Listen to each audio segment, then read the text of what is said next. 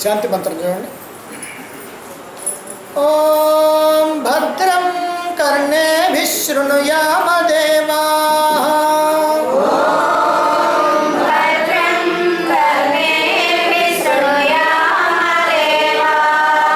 భద్రం పశ్యేమాక్షభిర్యజత్రాః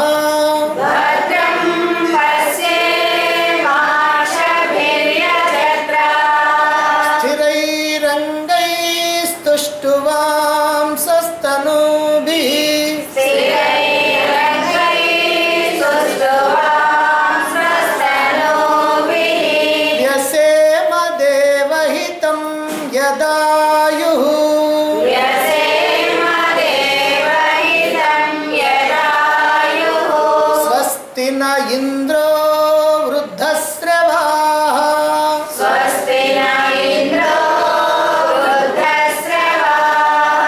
స్వస్తి నః పూషా విశ్వవేదాః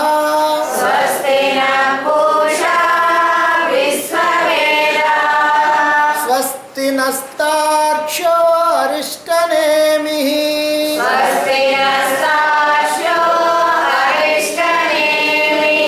స్వస్తి నో బృహస్పతిర్దధాతు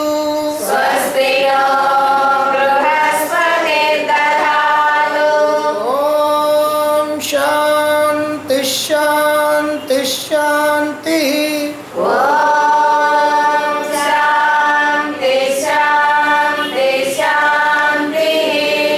నిన్నటి మంత్రాలు చూడండి 11, 12.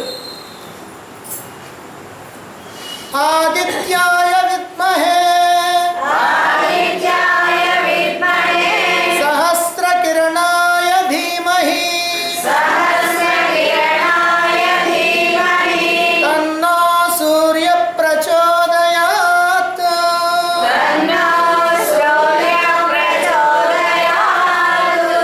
సవితా పశ్చాత్తాత్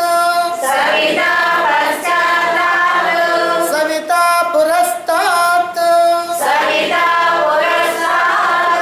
సవితోత్తరాతాత్ సవితాధరాతాత్ సవితా నః సువతు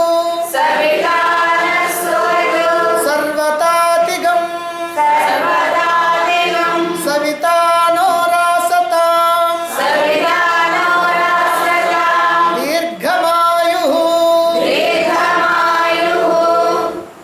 సామాన్యులైనటువంటి వాళ్ళు అంటే లౌకికమైనటువంటి విషయాల్లో మునిగిపోయి వాటిలోనే ఆనందాన్ని వెతుక్కునేటువంటి వాళ్ళు, పరమాత్మ వైపుకు తిరగనటువంటి వాళ్ళు, అలాంటి వాళ్ళు భగవంతుడి వైపు గనక తిరగాలి అని అంటే వాళ్ళకి ఏదైనా ఒక ఆశ ఉండాలి, లేదా ఒక ఆశ చూపించాలి. ఏదో ప్రయోజనం ఉంటే తప్ప భగవంతుడి వైపుకి తిరగరు. అందువల్ల వాళ్ళని భగవంతుడి వైపుకి తిప్పటం కోసమే ఈ ఉపనిషత్తులో ఈ సూర్య గాయత్రి మంత్రాన్ని చెప్పటం జరిగింది. ఎందుకనంటే దీనివల్ల లౌకికమైనటువంటి ఫలితాలు కలుగుతాయి గనక.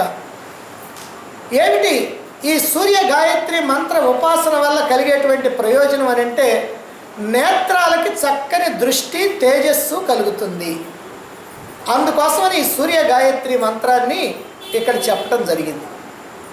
అయితే ఈ నేత్ర దృష్టి కోసమే ఈ మంత్రాన్ని ఉపాసన చేస్తున్నప్పటికీ కూడా వాళ్ళు ఆ కోరిక తీరిన తర్వాత మరొక గొప్ప కోరిక కోసమని చూస్తూ ఉంటారు. ఇంకొక కోరిక ఏదైనా వాళ్ళకి కలుగుతుంది, ఈ ప్రయోజనం కన్నా ఇంక గొప్ప ప్రయోజనం కలగాలి అనేటువంటి ఆలోచన వస్తుంది.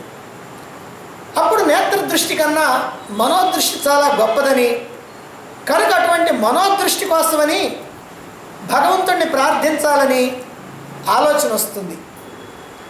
మరి అంతవరకు వచ్చినటువంటి వాళ్ళకి ఈ బాహ్యంలో కనిపించేటువంటి సూర్యుడు అంతటా ఉన్నటువంటి పరమాత్మే అనేటువంటి భావన కలిగించేందుకు తగినటువంటి మంత్రాన్ని కూడా తర్వాత వెంటనే చెప్పడం జరిగింది.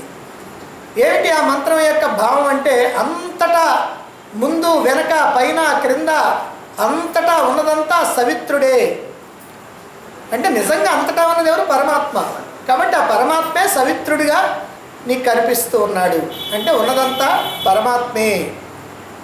అతడు మాకు పూర్ణత్వాన్ని, దీర్ఘమైనటువంటి ఆయుష్ని ప్రసాదించుగాక అని అడుగుతూ ఉన్నారు. కాబట్టి సర్వతాతికం అంటే మాకు బాగా పూర్ణత్వాన్ని, దీర్ఘమాయు అంటే దీర్ఘమైనటువంటి ఆయుష్ని మాకు ప్రసాదించుగాక అని ఆ మంత్రం యొక్క భావం. అంతటా ఉండేటువంటి నిరాకార నిర్గుణ పరమాత్మ, అంతటా ఉండేటువంటి వాడు నిరాకార నిర్గుణ పరమాత్మే. కాబట్టి మరి ఇక్కడ సవిత్రుడు అని అంటే ఆ పరమాత్మే అని, ఈ సవిత్రుడు అంటే ఈ సూర్యుడు, ఆ పరమాత్మ ఒక్కరే అనేటువంటి భావన కలగాలి. అంటే ఈ సూర్యుడు ఆ పరమాత్మే అనేటువంటి భావన ఖచ్చితంగా దీనివల్ల కలుగుతుంది. ఇక పూర్ణత్వాన్ని ప్రసాదించు అని అడిగారు. అంటే ఇక్కడ పూర్ణత్వాన్ని ప్రసాదించంటే పూర్ణత్వం అనేటువంటిది ఎవరో మనకి ఇచ్చేది కాదు. మరి అది ఎందుకని ప్రసాదించమంటున్నారంటే ఈ పూర్ణత్వం అంటే ఏమిటంటే ఏ రకమైనటువంటి కోరికలు, కొరతలు, లోపాలు, దోషాలు లేకుండా సర్వము కూడా అన్ని రకాలైనటువంటి సుఖము, ఆనందము, దుఃఖం అనేటువంటిది లేకుండా ఉండాలి. అది పూర్ణత్వం. కాబట్టి అటువంటి పూర్ణత్వం కనుక కావాలంటే ప్రయత్నం చేయాలి. మనం ప్రయత్నం చేస్తే తప్ప అది ఎవరో ఒకరు ప్రసాదించేటువంటిది కాదు. మరైతే ఆ పూర్ణత్వం కావాలంటే మనం దేనికోసం ప్రయత్నం చేయాలి? ముక్తి కోసం, మోక్షం కోసం ప్రయత్నం చేయాలి. అందుకోసమని ఆ మోక్ష సాధనకి నేను ప్రయత్నం చేస్తాను, ఆ ప్రయత్నానికి నీ అనుగ్రహం కావాలి అని అడగటమే ఇక్కడ ఈ పూర్ణత్వాన్ని ప్రసాదించమంట. అంతేకాకుండా ఇలా సాధన కనుక చేయాలి అని అంటే మనకి ఆయుష్ ఉండాలి. అందుకని నాకు ఆయుష్ని ప్రసాదించు, దీర్ఘాయుష్ని ప్రసాదించు అంటున్నారు. నిజంగా దీర్ఘాయుష్ని ప్రసాదించమనగానే అది ప్రసాదించబడేదా? ఎంతకాలం అయితే మనకి ఆయుష్ ఉందో అంతకాలం ఉంటాం, ఒక్క క్షణం కూడా తర్వాత ఉండటానికి వీల్లేదు. మరి అలాంటప్పుడు దీర్ఘాయుష్ ఎందుకు ప్రసాదించమంటున్నారు అంటే ఈ దీర్ఘాయుష్ని ప్రసాదించమని అలా గనక మనం రోజు కోరుతూ గనక ఉన్నట్లయితే ఈ ఆయుష్ అనేటువంటిది నాకు ఇదిగో ఈ మోక్ష సాధన కోసం, కాబట్టి ఉన్న ఆయుష్ని నేను సక్రమంగా వినియోగించుకోవాలి అనేటువంటి బుద్ధి మనకు కలుగుద్ది. కాబట్టి ఉన్నటువంటి కాలాన్ని నేను సద్వినియోగం చేసుకోవాలి, వృధా చేసుకోకుండా ఉండాలి అనేటువంటి భావన మనకు కలగటం కోసమే ఈ దీర్ఘాయుష్ని ప్రసాదించు అని అడగటం. కాబట్టి ఇది అంతరార్థం. కాలం అనేటువంటిది చాలా విలువైనటువంటిది. అటువంటి కాలాన్ని నేను వ్యర్థం చేయకుండా సద్వినియోగం పరుచుకోవాలని అనుకుంటున్నా. అలా అనుకుంటున్నటువంటి నాకు నీ అనుగ్రహం కావాలి అనేటువంటి భావన ఈ రెండు మంత్రాల్లో ఇమిడి ఉన్నటువంటివి నేను చెప్పుకున్నాను. మరి ఇక ఈ ఉపనిషత్తులో సారవంతమైనటువంటి అతి ముఖ్యమైనటువంటి సూర్య భగవానుని యొక్క సూర్య అష్టాక్షరి మంత్రాన్ని ఇప్పుడు ఉపదేశిస్తున్నారు. ఎలా ఉపదేశిస్తున్నారో మనం ఈ 13వ మంత్రంలో చూద్దాం. 13వ మంత్రం చూడండి. ఓ నిత్యేకాక్షరం బ్రహ్మ గృణిరితి ద్వే అక్షరే సూర్య ఇత్యక్షరద్వయం ఆదిత్య ఇతి త్రీణ్యక్షరాణి ఏకస్యైవ సూర్యస్య అష్టాక్షరో మను ఓం ఇత్యేకాక్షరం బ్రహ్మ గృణిరితి ద్వే అక్షరే సూర్య ఇత్యక్షరద్వయం ఆదిత్య ఇతి త్రీణ్యక్షరాణి ఏకస్యైవ సూర్యస్య అష్టాక్షరో మను ఓం ఇతి ఏకాక్షరం బ్రహ్మ. ఓం అనేటువంటిది ఏకాక్షరమైనటువంటి బ్రహ్మము. అక్షరము అని అంటే నశింపు లేనటువంటిది అని. ఏకాక్షరము అని అంటే ఈ ఓం అనేటువంటి పదం ఏకం, ఒక్కటే అయినటువంటి అక్షరం. దీని బ్రహ్మ అన్నారు. అంటే ఓం అన్నా బ్రహ్మ అన్నా, ఓం అన్నా పరమాత్మ అన్నా అంతా ఒక్కటే. అంటే పరమాత్మ అనేటువంటి దానికి శబ్ద ప్రతీక ఈ ఓం. అందువల్ల ఓం అనేటువంటి ఈ ఏకాక్షరము, గృణి ఇది ద్వే అక్షరే, గృణి అనేటువంటి 2 అక్షరాలు, సూర్య ఇది అక్షరద్వయం, సూర్య అనేటువంటి 2 అక్షరాలు, ఆదిత్య ఇది, ఆదిత్య అనేటువంటి 3 అక్షరాణి, 3 అక్షరాలు. ఇప్పుడు మొత్తం కలిపితే ఎన్నైనా, మొదటిదేమో ఓం 1 అక్షరం, రెండవది గృణి 2 అక్షరాలు, ఆ తర్వాత సూర్య 2 అక్షరాలు, మొత్తం అప్పటికి 5. మళ్ళీ ఇక్కడ ఆదిత్య 3 అక్షరాలు, 5 ను 3 8 అక్షరాలు. ఏకస్యైవ సూర్యస్య అష్టాక్షరో మను, ఏకస్య సూర్యస్య ఏవ, ఒక్కడే అయినటువంటి ఆ సూర్య భగవానుని యొక్క అష్టాక్షరో మను, అష్టాక్షర మంత్రము ఇది అని ఇక్కడ చెప్తూ ఉన్నారు. చూడండి, విచిత్రం ఏమిటంటే ఇక్కడ మంత్రాన్ని చెప్పాల, ఎక్కడ చెప్పారా? దాంట్లో మంత్రంలో ఉన్నటువంటి పదాలను విడగొట్టి ఒక్కొక్క అక్షరం, ఒక్కొక్క పదం, ఒక్కొక్క పదాన్ని 4 పదాల్లో చెప్పటం జరిగింది. అంతా అయిపోయిన తర్వాత ఇదే అష్టాక్షరి మంత్రం, సూర్యుని యొక్క అష్టాక్షరి మంత్రం అన్నారు. అంటే ఉపదేశం చేసేటువంటి విధానాన్ని ఇక్కడ ఒక ప్రత్యేకమైనటువంటి పద్ధతిలో చెప్తున్నారు. ఇంతకుముందు సూర్య గాయత్రి ఉంది, మంత్రాన్ని చెప్పేశారు. అంతకుముందు గాయత్రి మంత్రం ఉంది, మంత్రాన్ని చెప్పేశారు. మరి ఇక్కడ మంత్రం చెప్పారా? చెప్పలా. అంటే ఈ మంత్రాన్ని మనం బయటికి తీసుకోవాలన్నమాట. దీంట్లో నుంచి ఈ 8 అక్షరాల మంత్రాన్ని, అష్టాక్షరి మంత్రాన్ని మనం బయటికి తీయాలి.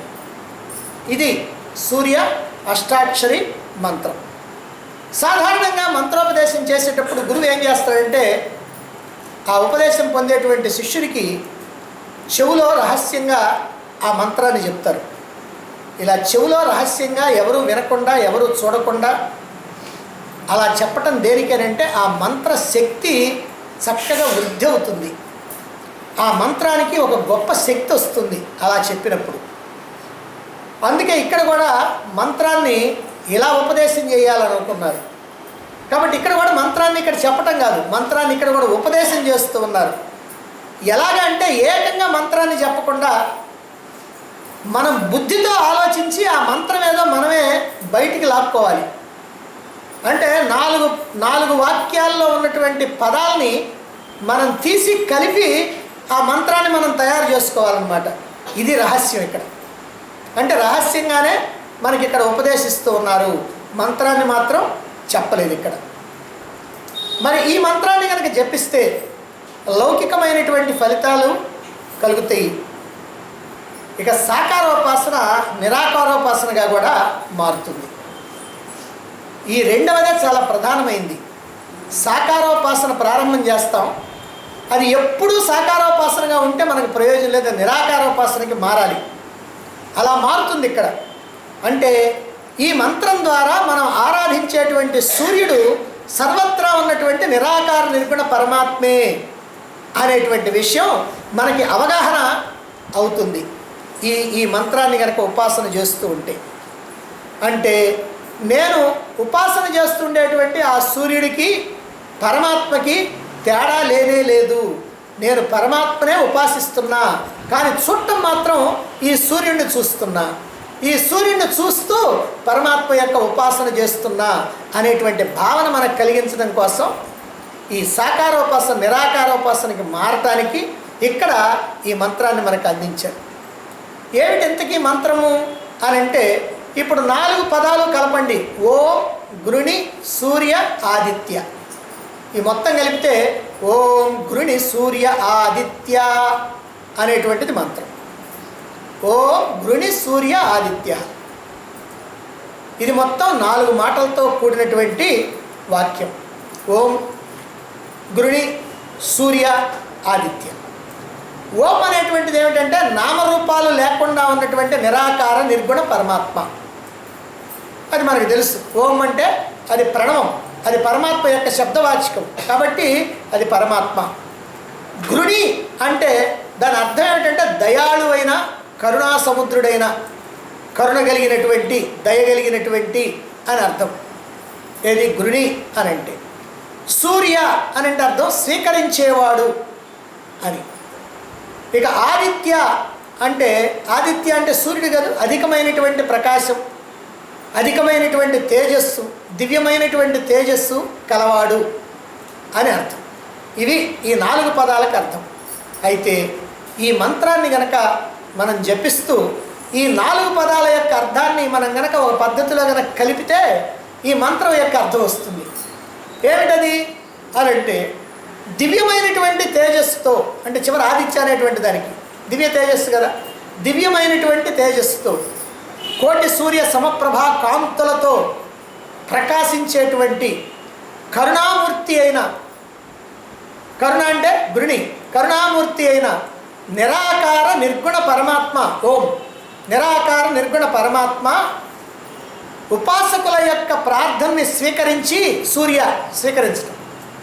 స్వీకరించి వారి వారి కోరికలను తీర్చడం జరుగుతుంది అని ఈ మంత్రం యొక్క భావం. కాబట్టి సర్వత్రా ఉన్నటువంటి ఆ పరమాత్మకే ఈ ఈ భావాన్ని మనం ఆపాదిస్తూ ఉన్నాం. కనుక దివ్యమైనటువంటి తేజస్సుతో, కోటి సూర్య సమప్రభా కాంతులతో విరాజిల్లుతూ ప్రకాశిస్తూ ఉండేటువంటి ఆ నిరాకార నిర్గుణ పరమాత్మ, కరుణా సముద్రుడైనటువంటి పరమాత్మ మన యొక్క ప్రార్థనని స్వీకరించుగాక, ఇది అర్థం. అలా స్వీకరించి మరి ఉపాసకులైనటువంటి వాళ్ళకి, ప్రార్థించినటువంటి వాళ్ళకి వారి వారి కోరికలు తీర్చుగాక అనేటువంటిది ఈ మంత్రం యొక్క భావం. ఈ మంత్రంలో అవ్యక్తమైనటువంటి నిరాకార నిర్గుణ పరమాత్మని వ్యక్తస్వరూపమైనటువంటి సూర్య భగవానుడిగా ఉపాసన చేస్తూ ఉన్నారు. వ్యక్తస్వరూపమైనటువంటి వాడు సూర్య భగవానుడు ఎదురుగా కనపడుతూ ఉన్నటువంటి రూపం. కాబట్టి నామరూపాలతో ఉంటే తప్ప మన కళ్ళు చూడలేవు గనక, నామరూపాలు లేనటువంటి పరమాత్మని నామరూపాలు ఉన్నటువంటి అది వారు సూర్య భగవానుడిగా ఇక్కడ ఉపాసన చేస్తూ ఉన్నారు. ఈ ప్రకారంగా వ్యక్త సూర్యుడిని, ఆకాశంలో కనిపించేటువంటి వ్యక్తమైనటువంటి సూర్య భగవానుడిని ఉపాసన కనుక చేసినట్లయితే మన ఉపాసన ఎక్కడికి చేరుద్ది అని అంటే ఆ నిరాకార నిర్గుణ పరమాత్మ దగ్గరికి చేరుద్ది. చేరి ఏమవుతుందనంటే మన యొక్క కోరికల్ని తీర్చేటువంటి వాడు ఆ పరమాత్మే. ఈ సూర్యుడి ద్వారా కావచ్చు, లేదా ప్రత్యక్షంగా కావచ్చు, మొత్తం మీద మన కోరికలు తీర్చేవాడు మాత్రం ఆ పరమాత్మే. ఈ ఉపాసన ద్వారా కోరినటువంటి కోరికలు తీరటమే కాకుండా ఇంకా ఏమైనా ప్రయోజనం కలుగుతుందా అనేటువంటి విషయాన్ని మనం ఇక్కడ పరిశీలన చేయాలి. ఉపాసకుడి యొక్క మనస్సు, బుద్ధి నిరంతరము కూడా ఆ నిరాకార నిర్గుణ పరమాత్మ యొక్క కళ్యాణ గుణాలని, ఆ దివ్యమైనటువంటి గుణాలని కీర్తిస్తూ ఆ దివ్యమైనటువంటి భావనలతో మనస్సు నిండిపోతుంది. ఎందుకనంటే ఏ భావాలైతే మనం నిరంతరం చేస్తూ ఉంటామో ఆ భావాలతో మనస్సు కాస్త నిండిపోతుంది. అప్పుడు మనస్సు ఏమవుతుందంటే మనస్సులో ఉన్నటువంటి ప్రాపంచికమైనటువంటి భావాలు ఏవైతే ఉన్నాయో, అన్యమైనటువంటి భావాలు, ఇతరమైనటువంటి ఆలోచనలు, అవి కాస్త బయటికి నెట్టివేయబడుతుంది. ఎందుకంటే అక్కడ ఖాళీ ఉండదు. పరమాత్మ యొక్క భావాలు లోపలికి తీసుకొస్తే ప్రాపంచిక భావాలు పోతాయి, ప్రాపంచిక భావాలు లోపలికి తీసుకొస్తే పరమాత్మ భావం పోతుంది. ఏదో ఒకదానికే స్థానం అక్కడ.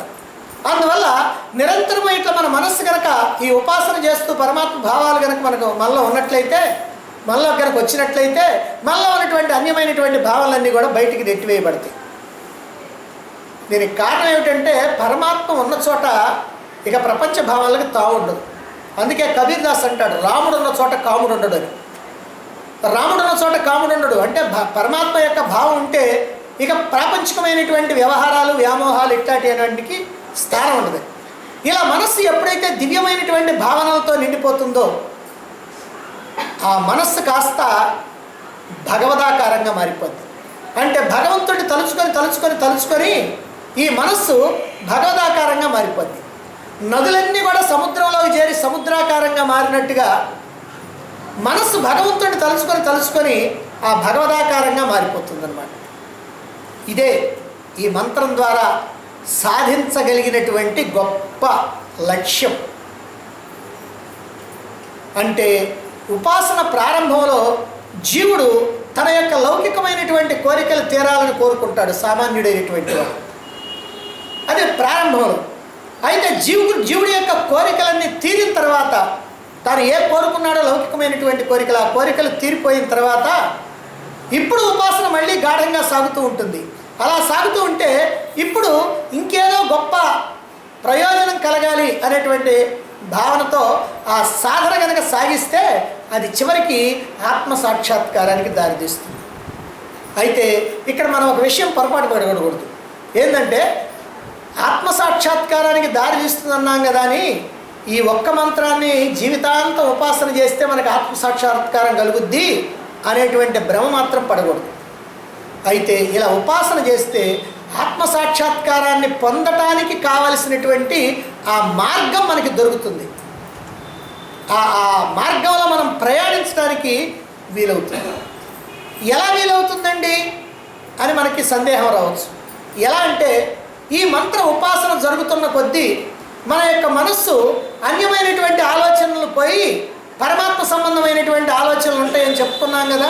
పరమాత్మ సంబంధమైనటువంటి ఆలోచనలు మనస్సులో కనుక ఉంటే ఈ మనస్సు ఎప్పుడు కూడా ప్రశాంతమవుతుంది.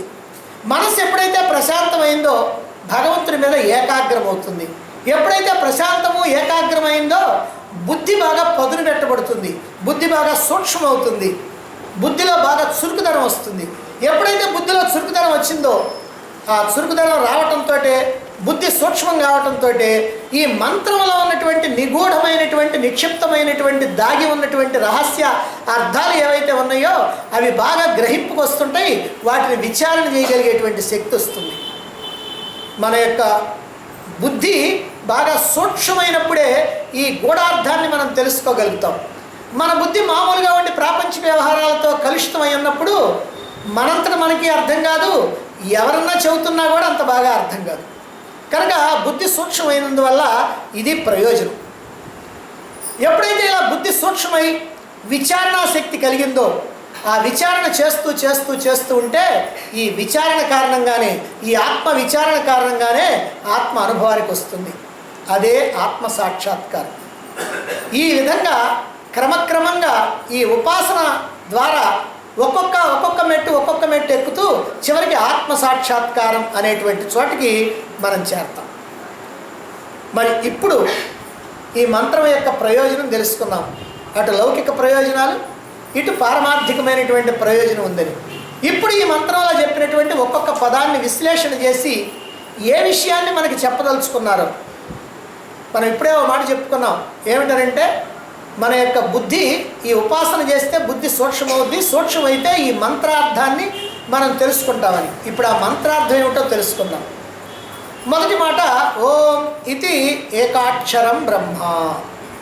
ఓం అనేటువంటిది ఏకాక్షర బ్రహ్మం, ఏకాక్షరమైనటువంటి బ్రహ్మం. ఓం అనేటువంటిది ప్రణవం. ఇది దీన్ని ప్రణవనాదం అని అంటారు. ఈ ప్రణవనాదం అని ఎందుకన్నారంటే మనలో ఎప్పుడు జరుగుతూ ఉండేటువంటిది ప్రణవనాదం. రెండు చెవులు మూసుకొని ప్రశాంతంగా ఉంటే ఆ శబ్దం మనకి వినిపిస్తూ ఉంటుంది. ప్రతి వ్యక్తిలో వినిపిస్తూ ఉంటుంది. వినిపించడం తగ్గిందండి, ఇక వినిపించటం లేదండి అంటే ఆయుష్ దగ్గరికి వచ్చిందని గుర్తు అనమాట. 4 నెలల ముందు నుంచి అది వినిపించడం తగ్గుద్ది, అప్పటిదాకా బాగానే ఉంటుంది. అందుకని ఎప్పుడన్నా 2 చెవులు మూసుకొని చూస్తే మనకి ఆ శబ్దం ఓంకారం అనేటువంటి ఆ ప్రణవ నాదం వినిపిస్తూనే ఉంటుంది. అంటే లోపల జరుగుతుంటుంది జీవుడు. దానితో అనుసంధానమై మనం కూడా చేయాలి ఆ నాదాన్ని, ఆ ప్రణవ నాదాన్ని. కాబట్టి ఇక్కడ ఈ ఓం అనేటువంటిది ప్రణవం అని అనుకున్నాం ఒకటి. రెండవది ఇది పరమాత్మ యొక్క నామం. పరమాత్మకి ఏం పేరు లేదు కదా, ఆయనకు నిజంగా ఏం పేరు అక్కర్లా. ఎందుకనంటే ఏ పేరుతో పిలిచినా పలుకుతాడు. మనమైతే మన పేరుతో పిలిస్తేనే మనం పలుకుతాం తప్ప ఇంకో పేరుతో పిలిస్తే పలకం. కానీ పరమాత్మకి పేరు లేదు కనుక ఏ పేరుతో పిలిచినా ఆయన పలుకుతాడు. అందుకని నీ ఇష్టం వచ్చినటువంటి పేరు పెట్టుకోవచ్చు. అట్లనే అనేక మంది మహాత్ములు అనేక పేర్లు పెట్టుకున్నారు. ఒక ఆయనేమో అల్లా అని పెట్టుకున్నాడు, ఒక ఆయనేమో యెహోవా అని పెట్టుకున్నాడు, ఒక ఆయనేమో బ్రహ్మము అని పెట్టుకున్నాడు, ఒక ఆయనేమో పరమాత్మ అన్నాడు, ఒక ఆయన భగవంతుడు అన్నాడు, ఒక ఆయన దేవుడు అన్నాడు, ఒక ఆయన ఓం అన్నాడు. ఎలా అయినా పెట్టుకో, నాకేం పర్వాలా, మీ ఇష్టం అని ఆయన కాస్త వదిలేశాడు అన్నమాట. అందుకని ఇది పరమాత్మ యొక్క నామం. పరమాత్మకి శబ్ద ప్రతీక. పరమాత్మని శబ్దంతో చెప్పాలంటే ఎలా చెప్పాలంటే ఓం అని చెప్పాలి. ఇది ఏకమైన అక్షరం. అక్షరం అంటే నశింపు లేనటువంటిది. పరమాత్మ ఎప్పటికీ నశించేది కాదు, అది శాశ్వతంగా ఉండేటువంటిది. ఆ విషయం మనకు తెలుసు.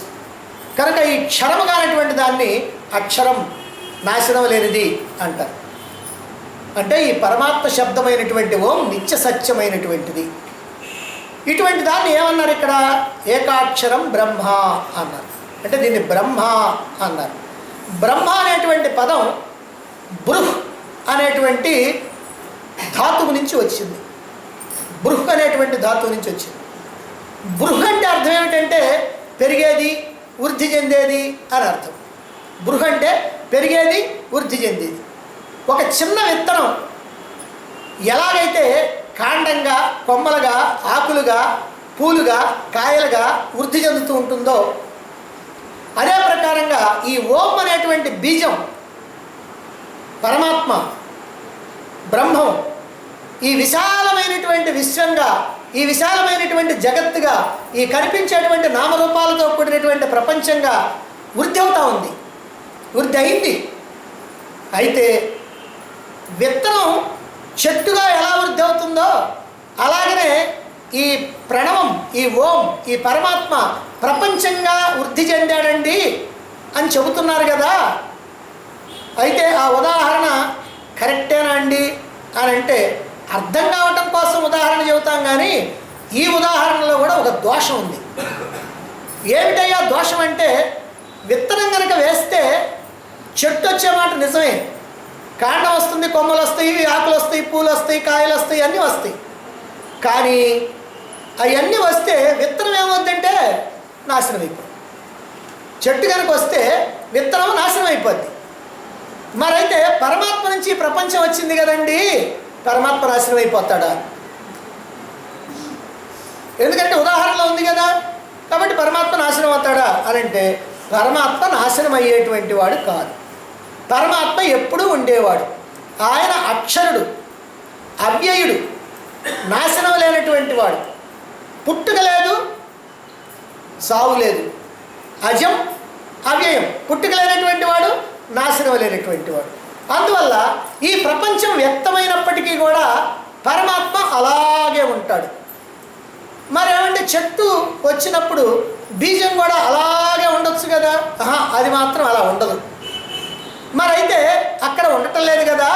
మరి ఇక్కడ పరమాత్మ ప్రపంచంగా వ్యక్తమైనప్పుడు అటు పరమాత్మ ఉండి ఇటు ప్రపంచం ఉండి ఈ రెండు ఎట్లా ఉంటున్నాయండి అనేటువంటి సందేహం మనకు రావచ్చు. ఇది ఎలా సాధ్యమవుతుంది అని. ఎలా అంటే ఇక్కడ నిజంగా పరమాత్మ ప్రపంచంగా వృద్ధి చెందటల్లా, పరమాత్మ ప్రపంచంగా మారటల్లా. పరమాత్మ పరమాత్మగానే ఉండి ప్రపంచంగా అజ్ఞానంలో ఉన్నవాడికి కనిపిస్తున్నాడు. అసలు విషయం అది. పరమాత్మ మారలా, పరమాత్మ వృద్ధి చెందలా. విత్తనంలాగా పరమాత్మలో నుంచి ప్రపంచం రాలా, పరమాత్మే ఈ ప్రపంచంలాగా కనపడుతున్నాడు. ఎవరికి? అజ్ఞానంలో ఉన్నటువంటి వాడికి. ఇప్పుడు గార్డేవాడు ఒక వస్తువు చూపించాడు అనుకోండి, చూపిస్తే అది నిజంగా ఆ వస్తువు కాదు, ఒక ఒక కర్ర తీసుకొచ్చి దాన్ని పుష్పం మాదిరిగా చూపిస్తాడు. మనకందరికీ పుష్పంగా కనపడుద్ది. కర్ర మాయమైపోద్ది, పుష్పంగా కనపడుద్ది. కానీ అసలు సంగతి ఏంటంటే అది పుష్పంగానూ కనపడతలేదు, కర్ర మాయం కాలేదు, కర్ర కర్రగానే ఉంది వాడికి. మనకేమో కర్ర కనపడదు, పుష్పం కనపడుతూ ఉంటుంది. ఇక్కడ కూడా పరమాత్మ ఏమిటంటే పరమాత్మ పరమాత్మగానే ఉంటాడు. ఆయనలో ఏ మార్పు లేదు, ఆయనలో నాశనం లేదు, ఆయన అలాగే ఉంటాడు. కానీ ఆయన్ని ఇదిగో మనం అజ్ఞానంలో ఉన్నటువంటి వాళ్ళు చూసినప్పుడు పరమాత్మగా దర్శనమిస్తాడు. దీనికి కారణం మళ్ళీ అజ్ఞానం. ఇప్పుడు తాడు ఉందనుకోండి, అది చీకటిలో మనకి పాములాగా కనిపిస్తుంది. నిజంగా పాము కనుక అయితే తాడు నాశనం కావాలి. మరి తాడు నాశనం అవుద్దా? కాదు. మరి పాము ఉందా లేదా? పాము మనకు కనపడతా ఉంది. అసలు ఉందా? అసలు లేదు. అసలు లేదని కూడా మనకు తెలుసు. ఎట్లా తెలుస్తుంది? వెలుగు రావటంతో తెలుస్తుంది. వెలుగు రావటంతో పాము లేదు, తాడు మాత్రమే ఉంది అని తెలుస్తుంది. అంటే అక్కడ అసలు విషయం ఏమిటంటే తాడుగానే ఉంది, అది ఎట్లాగూ మారలేదు. కానీ ఊరికినే మనం భ్రమపడ్డాం. ఏమని? అది పాము అని భ్రమపడ్డాం, అంతే. మన భ్రమ తొలగితే, మన భ్రమ తొలగాలంటే చీకటి పోవాలి. చీకటి పోయి మన భ్రమ తొలగితే మళ్ళీ యథార్థంగా అది తాడే అనేటువంటి విషయం మనకు అవగతం. అదే ప్రకారంగా ఇక్కడ కూడా పరమాత్మగానే ఉన్నాడు. పరమాత్మ నిత్య సత్యం, ఆయన ఎల్లప్పుడూ ఉండేటువంటి వాడు, ఆయన సద్వస్తు. ప్రపంచం మిథ్య, లేనటువంటిది. అదిగో ఆ పావులాగా, అది లేకపోయినా ఉన్నట్టు కనిపిస్తుంది. కారణం ఏమిటంటే మనం అజ్ఞానంలో ఉన్నాం కనుక. మరి రాత్రి నువ్వు నిద్రపోయావు, పక్క మీదకి చేరావు, నిద్ర పట్టేసింది. నిద్ర పట్టిన తర్వాత ఒక కల వచ్చింది. ఆ కల్లో నీవు హిమాలయ పర్వతాలకి ప్రయాణం అయిపోయావు 10 మంది స్నేహితులతో కలిసి. అక్కడ బదరీ కేదార్ క్షేత్రాలు చూస్తూ ఉన్నావు, మహా ఆనందపడతా ఉన్నావు, చక్కగా దైవ దర్శనం అవుతా ఉంది. అయితే అప్పుడు నువ్వు పక్క మీద ఉన్నావా లేవా? ఉన్నారా లేరా? పక్క మీద ఉన్నా. పక్క మీద ఉన్నవాళ్ళు మాయమైపోయి బదరీ క్షేత్రంలో వేశారా? ఆహా, పక్క మీదనే ఉన్నారు. మరైతే బదరీ క్షేత్రంలో ఉన్నారా లేదా? అక్కడ దైవ దర్శనం చేసుకున్నారా లేదా? చేస్తున్నారు. అదేంటండి, పక్క మీద ఉండి ఆ హిమాలయాల్లో దైవ దర్శనం చేసుకుంటా ఎట్లున్నారు? 2 చోట్ల ఎట్టున్నారు అంటే దీంట్లో ఒకటి సత్యం, ఒకటి భ్రమ, స్వప్నం. ఒకటి సత్యం ఏమిటంటే పక్క మీద ఉంటాం సత్యం, కానీ అక్కడికి పోయి చూడటం ఉండే అది భ్రమ. ఎంతకాలం అలా ఉంటుంది ఆ భ్రమ? నువ్వు కలగంటున్నంతసేపు. కళ కరిగిపోతే ఇక ఆ భ్రమ పోద్ది, మళ్ళీ ఎప్పుడు మాదిరిగా నువ్వు ఆ పక్క మీదనే ఉంటావు. అదే ప్రకారంగా ఇక్కడ పరమాత్మ కూడా ఆయన అలాగే ఉంటాడు. అయితే ఈ ప్రపంచంగా కనపడుతుంది కదా అంటే ఈ భ్రమ ఉన్నంత వరకు కనపడతా ఉంటుంది, ఈ జాగ్రత్త అవస్థనంత వరకు కనపడతా ఉంటుంది. కనుక ఉన్నదంతా పరమాత్మే. ఆ పరమాత్మే ఈ ప్రపంచంగా కనపడతా ఉన్నది. అజ్ఞానం కనుక తొలగిపోయినట్లయితే, జ్ఞానం కనుక కలిగినట్లయితే అప్పుడు ఈ భ్రమ తొలగిపోతుంది. భ్రమ కనుక తొలగిపోతే ఉన్నదేదో తెలుస్తుంది. ఆ ఉన్నది పరమాత్మేనని తెలుస్తుంది. ఆ పరమాత్మే సత్యము అని తెలుస్తుంది. ఆ పరమాత్మే నీవు, ఆ పరమాత్మే నేను అని తెలుస్తుంది. అదే సాక్షాత్కారం. అయితే ఏకమైనటువంటి పరమాత్మ నుంచి ఈ అనేకమైనటువంటి ప్రపంచం ఎలా కల్పించబడిందో, ఎందుకనంటే ఇప్పుడు కల వచ్చిందనుకోండి, మనం ఆ హిమాలయాలకు పోవటం అదంతా కూడా ఎట్లా కల్పించబడింది? అదే ఎందుకు కల్పించబడింది? మన క్వశ్చన్ వచ్చింది. ఎందుకు కల్పించబడింది? అలాంటి భావం నువ్వు ఎప్పుడో చేసావు. పగల మేలుకొని ఉన్నప్పుడు అలాంటి భావం నువ్వు చేసావు, లేదా అక్కడికి పోయి వచ్చినా కూడా అదే నీకు మనసులో ఉంది. అది వాసన, ఆ వాసన ప్రకారం వచ్చింది. అట్లా ఇక్కడ కూడా ఈ ప్రపంచంగా ఎందుకు ఇట్లా ఉన్నది అని అంటే దానికి తర్వాత పదంలో సమాధానం చెప్పారు. గృణి ఇతి ద్వే అక్షరే అని. ఇదేమిటంటే గృణి ఇతి ద్వే అక్షరే. గృణి అనేటువంటి 2 అక్షరాలు. ఈ 2 అక్షరాల వల్ల పరమాత్మ ప్రపంచంగా అయ్యాడంటే ఏమిటండి ఇది అని అంటే, ఏకమైనటువంటి పరమాత్మ ప్రపంచంగా వ్యక్తం కావాలంటే 1 2 కావాలి. ఇది ద్వే అక్షరే 2. 1 2 కావాలి. 2 అయినప్పుడు ఇదిగో ఈ పరమాత్మ కనపడతాడు. ఏమిటయ్యా 2 అని అంటే గృణి. గృణి అంటే ఏమిటంటే పరస్పరమైనటువంటి విరుద్ధమైనటువంటి ద్వంద్వాలు, పరస్పర విరుద్ధ ద్వంద్వాలు. ఏమిటి? రాగద్వేషాలు, చీకటి వెలుగులు, శీతోష్ణాలు, లాభ నష్టాలు, జయాపజయాలు, దయ, కోపం, ఇలాంటివన్నీ కూడా ఏమిటంటే ద్వంద్వాలు అంటారు. పరస్పర విరుద్ధం, ఒకదానికొకటి వ్యతిరేకమైనటువంటి ద్వంద్వాలు. ఈ ద్వంద్వాలన్నీ కూడా ఎక్కడి నుంచి వచ్చినాయి అంటే ఏకమైనటువంటి అక్షరం నుంచే ఈ ద్వంద్వాలన్నీ కూడా వచ్చినాయి. ఏకమైన అక్షరం నుంచే వచ్చినాయి. అంటే పరమాత్మని ఆశ్రయించుకున్నటువంటి మాయ నుంచే ఈ ద్వంద్వాలు వచ్చినాయి. ఎలా వచ్చినాయి చూడండి. ఇప్పుడు సూర్యుడు ఉన్నాడు, ఆయన ఏకం. సూర్యుడు ఏకం కదా. మరి ఆ సూర్యుడిలో ఏముంది? వెలుగు మాత్రమే ఉంది. కానీ ఆ వెలుగు నేల మీదకి వచ్చిన, భూమి మీదకి వచ్చినప్పటికీ ఏమైంది? వెలుగు ఉంది, చీకటి ఉంది. అంటే సూర్యుడు కనపడడంతసేపు వెలుగు, కనపడడంతసేపు చీకటి. అంటే అక్కడ ఒక్కటే ఉంది వెలుగు, ఇక్కడికి వచ్చినప్పటికి ఏమైంది? 2 అయిపోయింది. అలాగనే మరి పరమాత్మ ఏకం కదా. మరి ఆ పరమాత్మే కదా ఈ ఆత్మ. ఈ ఈ ఆత్మే కదా ఈ జీవుడు, మరి ఈ నేను ఎవరిని? అసలు యథార్థంగా పరమాత్మే కదా. మరి పరమాత్మలో ఏముందనంటే కేవలం కరుణ, దయ, అది మాత్రమే ఉంది. కానీ ఇక్కడ నా దగ్గరికి వచ్చినప్పటికి ఏమైంది? దయ ఉంది, కోపం ఉంది, రాగం ఉంది, ద్వేషం ఉంది. అంటే రెండు వచ్చేసినాయి ఇక్కడికి వచ్చినప్పటికల్లా. అంటే ఒకటి నుంచే ఈ రెండు, ఆ ఏకమైనటువంటి దాని నుంచే ఈ రెండు అనేటువంటివి వచ్చినాయి. అంటే పరమాత్మ ఎప్పుడైతే ఈ జీవుల్లో కూర్చున్నాడో, జీవుల్లో కూర్చొని తనను తాను మర్చిపోయేటప్పటికల్లా ఈ దయా కోపం అనేటువంటి రెండు ద్వంద్వాలు ఏర్పడ్డాయి. కాబట్టి ఏకమైనటువంటి పరమాత్మ నుంచి ద్వంద్వాల వల్లనే ఈ ప్రపంచం, అనేకమైనటువంటి ప్రపంచం ఏర్పడ్డది. ఇక సూర్య ఇది అక్షరద్వయం.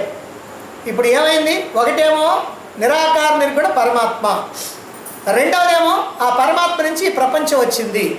మరి ప్రపంచం వచ్చిందన్న తర్వాత, ప్రపంచం అంటే పంచభూతాలతో కూడుకున్నటువంటిది. ప్రపంచం వచ్చిన తర్వాత ఈ ప్రపంచాన్ని భోగించేటువంటి జీవుడు కావద్దు. మరి ఆ జీవుడు ఎట్లా వస్తున్నాడు? అదిగో చెప్తున్నారు, సూర్య ఇది అక్షరద్వయం అని. సూర్య అనేటువంటి రెండు అక్షరాలు. సూర్య అంటే స్వీకరించేవాడు, ఇంతకుముందే చెప్పుకున్నాం మనం. సూర్య అంటే స్వీకరించేవాడు. ఏకమైనటువంటి పరమాత్మ ఈ ప్రపంచంలోకి వచ్చి జీవుడయ్యాడు. అంటే ఈ జీవసూర్యుడే పైన చెప్పినటువంటి ఆ ద్వంద్వాలని స్వీకరించినటువంటి వాడు. అంటే ఆత్మసూర్యుడు ఈ విరుద్ధమైనటువంటి ద్వంద్వాలను స్వీకరించి జీవుడయ్యాడు. ఆయన జీవసూర్యుడయ్యాడు, జీవుడయ్యాడు. కాబట్టి జీవుడుగా వ్యక్తమవుతా ఉన్నాడు. అయితే ఇది సూక్ష్మ శరీర స్థాయి వరకు, ఈ సూక్ష్మ శరీర స్థాయిలో జీవుడిలోకి ఈ రెండు వచ్చేసింది. అంటే అర్థం ఏమిటనంటే అసలు పరమాత్మ ఏమో ఒకే గుణం కలిగినటువంటి వాడు, ఇక రెండో గుణం లేదు ఆయనకి, అసలు ఏ గుణాలు లేవు. ఆయన నిరాకారుడు, కరుణాసముద్రుడు. ఎప్పుడైతే ఆ ఆత్మలో, ఆత్మగా ఈ ఈ సూక్ష్మ శరీరంలో ప్రవేశించాడో, ప్రవేశించగానే ఏమైందంటే ఈ ద్వంద్వాలు వచ్చేసి. ఎందుకని? ఈ సూక్ష్మ శరీరంలో ఏమున్నాయి? వాసనలు ఉన్నాయి. ఆ వాసనల కారణంగా ఏమైందంటే ఒకటి మీద ఇష్టం, ఒకటి మీద అయిష్టం, ఒకటి మీద రాగం, ఒకటి మీద ద్వేషం, ఒకటి మీద కోపం, ఒకటి మీద దయ, ఈ రకమైనటువంటి భావాలన్నీ కూడా వచ్చేసి. మరి ఇలా వచ్చేసిన తర్వాత ఆ సూక్ష్మ శరీర స్థాయిలోకి వచ్చిన తర్వాత ఇక ఏం కావాలంటే స్థూల శరీర స్థాయిలోకి రావాలి. అంటే ఆ సూక్ష్మ శరీరం స్థూల శరీరాన్ని తగిలించుకొని ఈ లోకంలోకి రావాలి. దాన్నే తర్వాత పదంలో చెప్తున్నారు, ఆదిత్య ఇది త్రీణ్యక్షరాణి అని. ఆదిత్య అనేటువంటిది 3 అక్షరాలు అని. ఈ 3 అక్షరాలంటే ఈ 3 కూడా నశింపు లేనటువంటివి. ఏమిటి నశింపులేవి? ఓం అనేటువంటి పరమాత్మ నశింపు లేనటువంటి వాడు, ఆయన అక్షరుడు. మరి ఈ ప్రపంచం ప్రపంచంగా వట్టిదే కానీ పరమాత్మగా సత్యం కాదు కనుక ఇది అక్షరం. ప్రపంచం ప్రపంచంగా వట్టిదే కానీ పరమాత్మగా ఇది సత్యం. ప్రపంచం అదృశ్యమైపోయేది, పరమాత్మ అదృశ్యం అవుతాడా? ఆయన ఎప్పుడు అదృశ్యంగా, ఆయన ఎప్పుడు అవ్యక్తంలో ఉంటాడు. ఒకసారి కనపడతాం, ఒకసారి కనపడకపోవటం ఉండదు. అందువల్ల ప్రపంచము కూడా అక్షరుడే. మరి జీవుడు ఉన్నాడు. మరి ఈ జీవుడి సంగతి ఏమిటండి? ఈ జీవుడు ఎవరు? పరమాత్మే కదా ఇక్కడ ఆత్మగా ఉండి జీవుడైంది. మరి ఆ జీవుడిగా మాత్రం వట్టిదే కానీ ఆత్మగా శాశ్వతుడు. కాబట్టి ఆయన అక్షరుడు. అంటే 3 అక్షరాలే. అందుకని ఇది త్రీణ్యక్షరాణి అన్నారు. మరి ఇప్పుడు మొత్తం మంత్రాన్ని కనుక ఒకసారి కనుక మనం చూస్తే, ఓం అనేటువంటిది పరమాత్మ, గృణి అనేటువంటిది ద్వంద్వాలతో కూడుకున్నటువంటి ప్రపంచం, సూర్య అనేటువంటిది స్వీకరించేవాడు కనుక సూక్ష్మ శరీర స్థాయిలో వీటిని స్వీకరించేటువంటి జీవుడు, ఆదిత్య అంటే స్థూల శరీరంతో కూడినటువంటి జీవుడు. ఇక్కడ ఈ ఆదిత్య స్థూల శరీరంతో కూడినటువంటి జీవుడిని గురించి ఇప్పుడు మనం చెప్పుకుంటున్నాం. ఏం చేస్తాడు వీడు? వీడి లోపల ఉన్నటువంటి వాసనలు ఏవైతే ఉన్నాయో వాసనలకు అనుగుణంగా ఆలోచనలు చేస్తాడు, ఆలోచనలకు అనుగుణంగా కోరికలు కలుగుతాయి, కోరికలకు అనుగుణంగా కర్మలు చేస్తాడు. ఈ ప్రకారంగా ఈ జీవుడు ఈ లోకంలో అనేకమైనటువంటి వ్యవహారాలు చేస్తూ ఉంటాడు.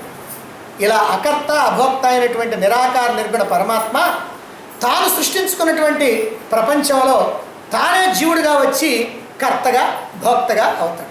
అకర్త అభోక్త అయినటువంటి పరమాత్మ తానే సృష్టించుకున్నటువంటి ప్రపంచంలో కూర్చొని తానే జీవుడిగా ఉండి కర్తగా భోక్తగా ఉండిపోతూ ఉంటాడు.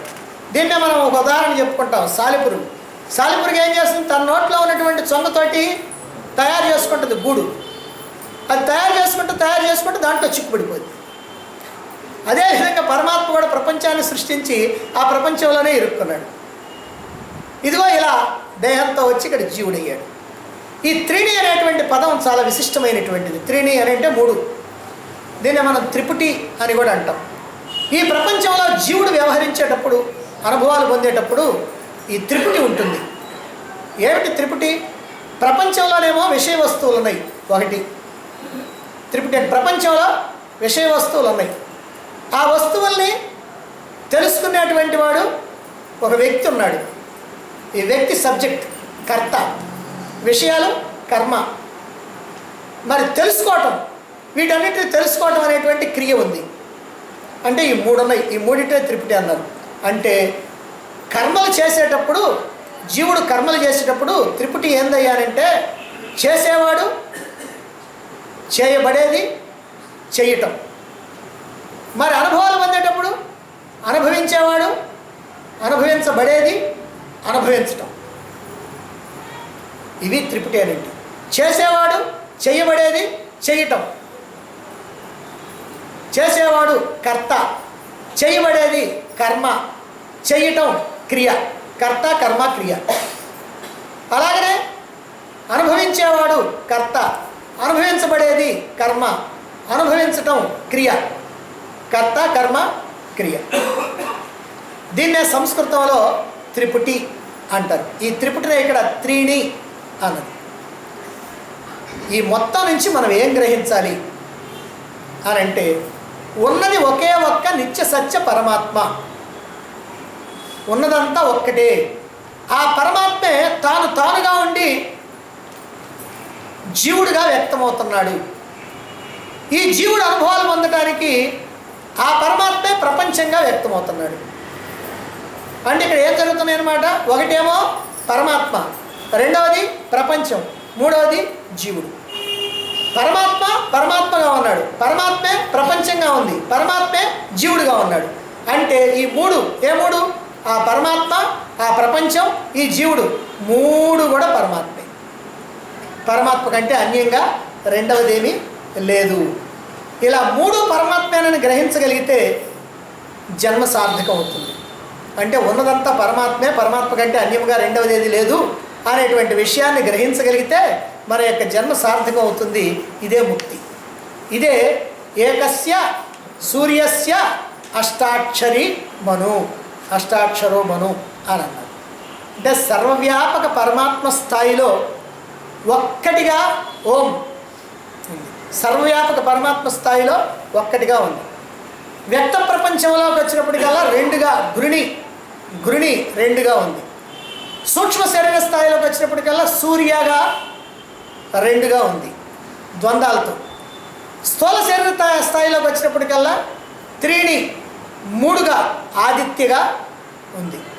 కాబట్టి ఓ గృణి సూర్య ఆదిత్య అనేటువంటి. అయితే ఈ అర్థాలతోటి మనం ఏం గ్రహించాలి అని అంటే, ఈ జీవుణ్ణి, ఈ జగత్తుని సరిగ్గా విశ్లేషించి విచారణ చేసి లోతుకు దిగి అసలు ఏమిటి, ఈ ప్రపంచం ఏమిటి, ఈ జీవుడు ఎవరు, అంటే ఈ నేనెవరు, ఈ ప్రపంచం ఎవరు, ఈ ప్రపంచం ఏమిటి అని జాగ్రత్తగా విశ్లేషించి చూచి, విచారణ చేసి చూచి, ఈ రెండింటికి ఆధారంగా, ఈ జీవ జగత్తులు రెండింటికి ఆధారంగా ఉన్నటువంటిది ఏకమైనటువంటి నిరాకార నిర్గుణ పరమాత్మే అని తెలుసుకొని అలా ఉండిపోవాలి. ఇదే దీని ద్వారా మనం గ్రహించాల్సింది. ఇలా ఉండిపోవాలంటే మనలో కొన్ని జాగ్రత్తలు తీసుకోవాలి. ఏం జాగ్రత్తలు తీసుకోవాలి? తన చుట్టూ ఉన్నటువంటి సృష్టి రహస్యాన్ని అర్థం చేసుకోవడానికి తగిన విధంగా సాధకుడు పరమసత్యం కోసం ధ్యానించాలి. తన చుట్టూ ఉన్నటువంటి సృష్టి రహస్యాన్ని అర్థం చేసుకోవటం కోసం సాధకుడు బాగా గాఢంగా ధ్యానం చేయాలి, ఉపాసన చేయాలి. ఈ మంత్రంలో దాగినటువంటి రహస్యాన్ని ఛేదించాలి. ఎలా ఛేదిస్తావు? ప్రపంచంలోకి తొంగి చుట్టం మానుకోవాలి. అత్యంత కష్టమైనటువంటి విషయం. ప్రపంచంలోకి తొంగి చుట్టం మానుకోవాలి. ద్వంద్వాలను దాటిపోవాలి. రాగద్వేషాలు, కోపతాపాలు, ఈ వ్యవహారాలన్నింటినీ కూడా దాటిపోవాలి. అజ్ఞానాన్ని అంతం చేసుకోవాలి. నేను దేహాన్ని అనేటువంటి భావాన్ని అంతం చేసుకోవాలి. ఆత్మానుసంధానం గావించుకోవాలి. నేనే ఆత్మని అనే ఆ ఆత్మతో అనుసంధానం కావాలి. ఇలా అనుసంధానమై తన యొక్క స్వస్థితికి తాను చేరుకోవాలి. కాబట్టి ఎలా సాధ్యమవుతుందని అంటే ఇప్పుడు సాధ్యమవుతుంది. ప్రాపంచికమైనటువంటి వ్యామోహాలు విడిచిపెట్టాలి. ప్రపంచంలోకి తొంగి చుట్టం మానుకోవాలి అని అంటే ప్రాపంచిక వ్యామోహాలు విడిచిపెట్టాలి. ద్వంద్వాలను దాటిపోవాలి. మన మనస్సులో ఉన్న ఈ ద్వంద్వాలు వాసనల కారణంగా ఒకరి మీద రాగం, ఒకరి మీద ద్వేషం, ఒకరి మీద ఇష్టం, ఒకరి మీద అయిష్టం, ఒకరికి మంచి చేద్దాం అనిపిస్తుంది, ఒకరికి చెడు చేద్దాం అనిపిస్తుంది. ఇలా ఉన్నటువంటి ద్వంద్వాలు ఏవైతే ఉన్నాయో ఆ ద్వంద్వాలన్నింటినీ దాటిపోవాలి. అజ్ఞానాన్ని అంతం చేసుకోవాలి. ఆత్మతో అనుసంధానం కావాలి.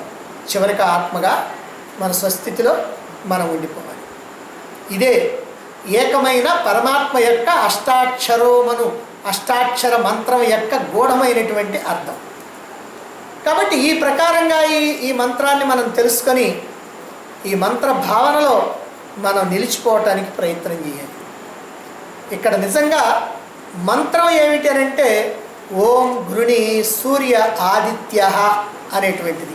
ఇవి 8 అక్షరాలు. ఓంతో కలిపి 8 అక్షరాలు. నిజంగా ఈ మంత్రం అలా ఊరికే ఉపాసన చేస్తే ప్రయోజనం లేదు. కాబట్టి ఆ మంత్రం యొక్క భావాన్ని తెలుసుకోవాలి. అలా తెలుసుకోవాలంటే ఓం అంటే ఏమిటి, గృణి అంటే ఏమిటి, సూర్య అంటే ఏమిటి, ఆదిత్య అంటే ఏమిటి, వీటన్నిటికీ వెనక ఉన్నటువంటి రహస్యం ఏమిటి, చివరికి మనం ఏం తెలుసుకోవాలా అని ఈ అన్ని విషయాలు కూడా జాగ్రత్తగా గమనించి ఆ అన్నింటినీ కూడా దృష్టిలో పెట్టుకొని బుద్ధిని కాస్త సూక్ష్మం చేసుకొని బాహ్య ప్రపంచం పట్ల వ్యామోహం తగ్గించుకొని మనం గనక సాధన చేస్తున్నట్లయితే ఆ సాధన తప్పకుండా ఫలిస్తుంది. లౌకికమైనటువంటి కోరికలు తీరిపోతాయి. అసలు లౌకికమైనటువంటి కోరికే అప్పుడు ఉండదు. కానీ అవసరాలు ఏవైతే ఉన్నాయో వాటిని కోరకుండానే తీరుతాయి. ఇక రెండవది ఏమిటంటే మనం ఈ నిరాకార ఉపాసనకి, నిరాకార ఆత్మతత్వానికి దగ్గరైపోయి ఆ తత్వం ఏమిటంటే ఒక్కటే గనక, అది నేనే గనక, ఇక నేనే ఆ పరమాత్మని అనే ఆ జ్ఞానస్థితిలో మనం నిలిచిపోతాం. అలా నిలిచిపోవటానికి మనం ప్రయత్నం చేయాలి. ఇంతటితో సూర్యోపనిషత్తులో చెప్పబడినటువంటి మంత్రాలు అంటే ఈ ఉపనిషత్తుకి సంబంధించినటువంటి జ్ఞానం మనం చెప్పుకోవటం జరిగింది. ఇక ఏముందనంటే ఈ ఉపనిషత్తు మనం ప్రతిరోజు గనక ఉపాసన చేస్తే ఏమిటి ఫలితం అనేటువంటి దాన్ని చెప్పబోతూ ఉన్నారు. అయితే ఇదెంతో వివరంగా దీంట్లో 6 మంత్రాల్లో చెప్పబోతూ ఉన్నారు. ప్రతిరోజు ఉపాసన చేస్తే ఈ ప్రయోజనం, ఉదయం, మధ్యాహ్నం, సాయం సమయం, సంధ్యా సమయాల్లో చేస్తే ఇది ప్రయోజనం, ఇదిగో ఇలా చేస్తే ఈ ప్రయోజనం, అలా చేస్తే ఆ ప్రయోజనం, ఎన్నో రకాలైనటువంటి ప్రయోజనాలు దీని ద్వారా చెప్పటం జరిగింది. అంటే ఒక మాటలో ఈ సూర్యోపనిషత్తు ఉపాసన మనకి అనేకమైనటువంటి ప్రయోజనాలను కలిగిస్తుంది అనేటువంటిది మనం తెలుసుకోవాలి. అంతేకాకుండా ఇది ద్వైత ఉపనిషత్తుగా చెప్పినప్పటికీ కూడా, ద్వైత ఉపనిషత్తుగా చాలామంది భావిస్తూ ఉన్నప్పటికీ కూడా మనం అద్వైత మార్గంలో ఉన్నాం గనక, అద్వైత ఉపనిషత్తుగానే మనం చెప్పుకున్నాం గనక, మనకు కావాల్సినటువంటిది ఆ అద్వైత స్థితి గనక, ఆ అద్వైత స్థితి అని అంటే ఉన్నదంతా ఒక్కటే, ఆ ఒక్కటి నేనే ఆ పరమాత్మని అనేటువంటి స్థితికి రావటం గనక ఆ ప్రయోజనము సిద్ధిస్తుంది. ఆ ప్రయోజనంతో పాటుగా మన లౌకికమైనటువంటి జీవితానికి కావాల్సిన అవసరాలన్నీ కూడా పూర్తిగా తీరిపోతాయి అనేటువంటిది మనకి ఈ ఫలితాలను కనుక ఒకసారి జాగ్రత్తగా చూస్తే మనకు అర్థమైపోద్ది. ఆ ఫలితాలు ఏమిటో మనం రేపటి నుంచి చెప్పుకుందాం.